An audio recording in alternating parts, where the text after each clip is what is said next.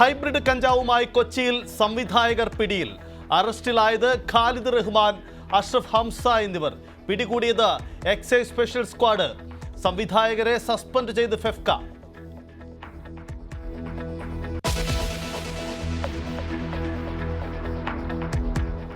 കനത്ത ജാഗ്രത തുടരുന്നതിനിടെ കശ്മീരിൽ 45-കാരനെ വെടിവെച്ചു കൊന്നു.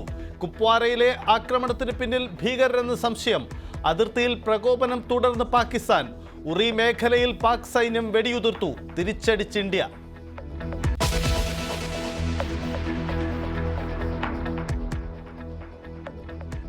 പഹൽഗാം ഭീകരാക്രമണത്തിന്റെ അന്വേഷണം NIA ഏറ്റെടുത്തു. പാകിസ്ഥാനെതിരെ ജലയുദ്ധം തുടർന്ന് ഇന്ത്യ. ഉറി ഡാം മുന്നറിയിപ്പില്ലാതെ തുറന്നു. ഝലം നദിയിൽ വെള്ളപ്പൊക്കം. ജല അടിയന്തരാവസ്ഥ പ്രഖ്യാപിച്ച് പാകിസ്ഥാൻ.